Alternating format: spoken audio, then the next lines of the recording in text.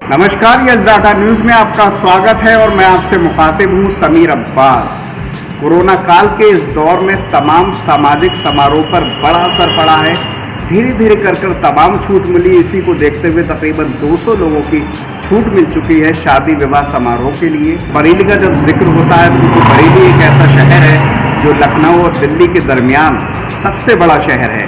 जाहिर सी बात है, बड़ी संख्या में यहाँ लोग शादी करते हैं और एक बड़ा व्यापार होता है। लेकिन इस बार ये पूरा सीज़न अगर हम बात करें पूरी तरह से ठप होके रह गया है, क्योंकि जो शादी विवाह के जो समारोह हैं बेहद कम हुए और जो हुए भी बेहद चुनिंदा हैं। जाहिर सी बात है कि कहीं ना कहीं इस व्यापार पर बड़ा असर पड़ा। किसी होटल में शादी विवाह होता है तो सिर्फ उससे जुड़े उसके मालिकों का रोज़गार नहीं चलता है, बल्कि उससे जुड़े तकरीबन 100-200 लोगों को भी फ़ायदा मिलता है, चाहे वो डीजे वाले हों या होटल में काम करने वाले तमाम लोग हों। इसी सिलसिले में क्योंकि ये जो पूरा वक्त है ये सीज़न कहलाता है होटलों के लिए, क्योंकि इस वक्त जो 25 नवंबर है तब से जो एक सीज़न शुरू होता है वो 15 दिसंबर तक शादियों का रहता है।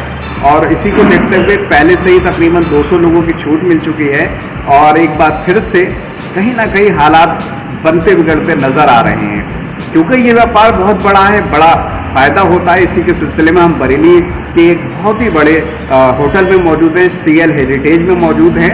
मैं सबसे पहले एक नज़ारा दिखाना चाहता हूं, फिर इसके मालिक से भी मैं बात करूंगा।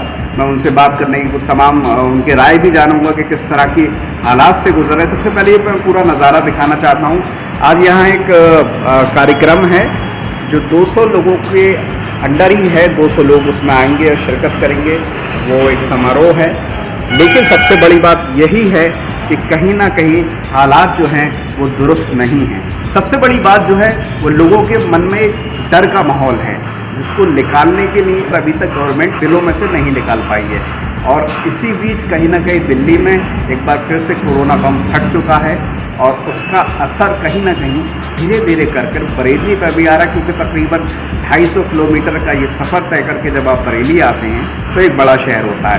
ये जो 25 नवंबर से 15 दिसंबर तक का जो पूरा आपका सीज़न है, इस पर आपकी कितनी नज़र है और क्या ऐसा लगता है कि कुछ हालात दुरुस्त हो सकते हैं? ऐसा जी, मेरा नाम तरुण है, मैं CL हेरिटेज का ओनर हूँ। मैं आपसे इस बारे में पूरी तरीके से डिटेल में बात करता हूँ। हमें जितना भी चालक मिलता है वो नवंबर दिसंबर में ही हर साल मिलता है, जो मेन चालक कहलाता है, जिससे काफ़ी लोगों के रोज़गार भी जुड़े हुए हैं और काफ़ी लोगों की उम्मीदें भी जुड़ी हुई हैं। अब इस साल क्योंकि कोरोना की वजह से हम 8 महीने तक बिल्कुल खाली रहे हैं।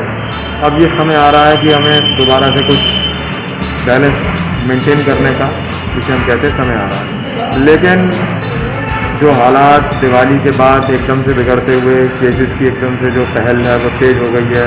भले ही उसका रीज़न आप पॉल्यूशन भी कह सकते हैं, उसका रीज़न आप कोरोना भी कह सकते हैं, तो उससे एक पैनिक जो है वो दोबारा लोगों के मन में डेवलप हो रहा है। हालांकि ये साल के 15 दिसंबर तक हिस्सा है, लेकिन अगर जिस तरीके से रिस्ट्रिक्शंस सुनने में आ रही हैं, बाहर की स्टेट्स है, गुजरात वगैरह है, मध्य प्रदेश है, वहाँ कुछ मेजर सिटीज़ में उन्होंने वीकेंड लॉकडाउन लगाया है, तो उसके लिहाज से हमें ऐसा लग रहा है कि कहीं ऐसा ना हो कि उत्तर प्रदेश सरकार भी क्या नाम है इस बारे में कुछ अपना निर्णय ले और हमें फिर खमियाजा उठाना पड़ जाए।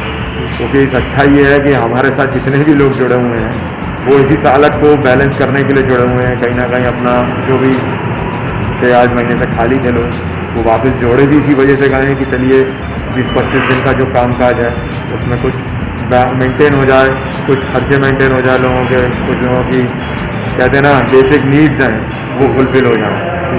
बाकी तो अब समय बताएगा, निर्णय बताएगा कि जो 200 लोगों की परमिशन है वो स्टे करती है या उसमें भी कुछ चेंजेस आ जाते हैं, उसे आदि कर दिया जाता है या नहीं। क्योंकि लोगों का जो भी हिम्मत है, देखिए अब दिल्ली में जैसे ब्लास्ट हुआ है, उस लिहाज से अगर हम देखें तो जो दिल्ली से आने वाला कस्टमर है जो यहाँ मैरिज अटेंड करने आना चाहता है, शायद वो अब नहीं आएगा, जहाँ तक हम समझ रहे हैं। और ज़्यादातर मैरिजेज़ अब बाकी स्टेट्स में भी किसी न किसी वजह से कभी प्लेन कैंसिल कर रही है, जैसे महाराष्ट्र सरकार, या फिर आपके ट्रेन्स को बंद करा जा रहा है। तो कहीं ना कहीं ट्रांसपोर्टेशन रुकेगा तो लोगों का मन से डगमगाएगा काम पे आने के लिए।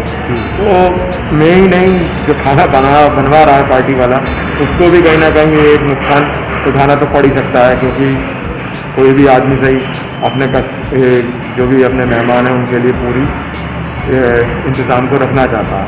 अब अगर नहीं आएंगे वो भी कहीं ना कहीं नुकसान का कारण ही बनेंगे।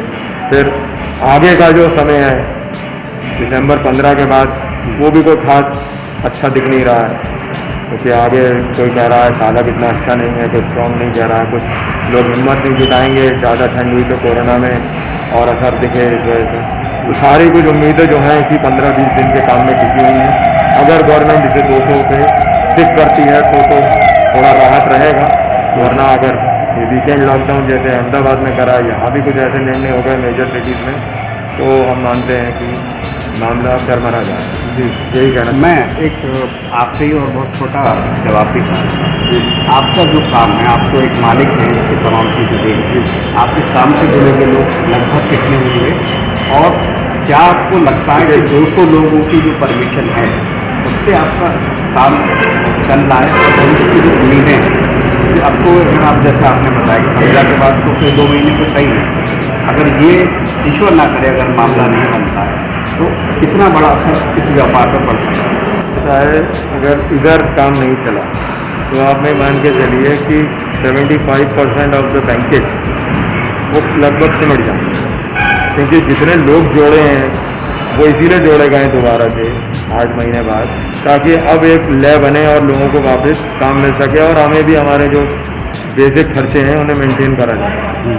लेकिन अब अगर क्या कहते हैं काम रुकता है तो फिर गाड़ी पटरी से उतर ही जाएगी लोगों की। 75% लोगों की उतर जाएगी। जो 20-25% जिनका ऑलरेडी ये बिजनेस साइड बिजनेस है वो हो सकता है कि मैनेज कर जाए, लेकिन 75% जो इसी से जुड़े हुए लोग हैं वो कहीं ना कहीं अपनी पटरी से गाड़ी उतरता वही मान रहा है, फिर नहीं चलेगा। मैं एक छोटा सा बस मामूली सी ऐसी अंदाजे से पूछूँ था, एक जब आपके यहाँ शादी विवाह समारोह होता है इस हालात से पहले, तो उससे कितने लोगों को एकदम सीधे तौर पर फ़ायदा मिलता है उनका काम करके? ये फ़ायदा तो उन सब लोगों को मिलता है जो कि अपने डेली नीड्स के लिए काम में आते हैं, चाहे वो वेटर हो, चाहे वो डीजे वाले हों, चाहे वो इवन टेंट वाले हों, क्योंकि मैरिजेज जब होती हैं तभी लार्ज स्केल पे काम होता है, इसके अलावा तो कोई काम होता ही नहीं।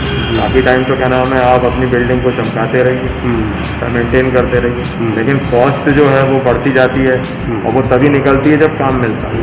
तो जब काम नहीं मिलेगा तो कोई मेंटेनेंस भी नहीं हो पाएगी। तो ये आप समझ लीजिए डायरेक्ट रेशियो है कि ऐसा प्रपोर्शन बन जाए। डायरेक्ट प्रपोर्शन के हिसाब से तो मैं मानता हूँ कि ये 20-25 दिन सभी को मिलने ज़रूरी है।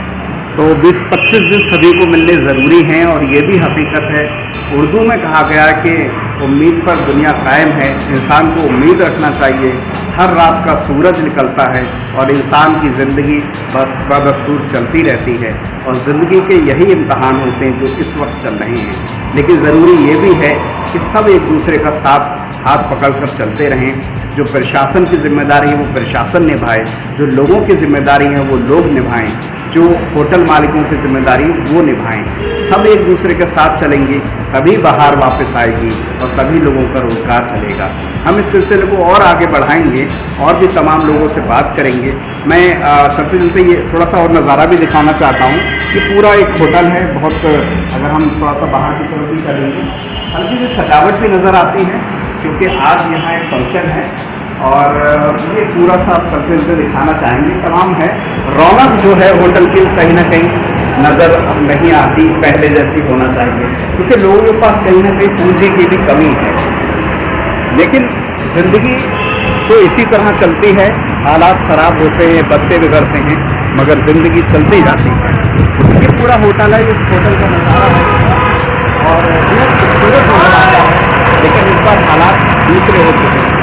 हम इस सिलसिले को और भी आगे बढ़ाएंगे और भी तमाम लोगों से बात करेंगे, होटल मालिकों से बात करेंगे, उनका हाल डालेंगे। फिलहाल इन तमाम बातों के साथ मैं समीर अब्बास, कैमरामैन के साथ कैमरा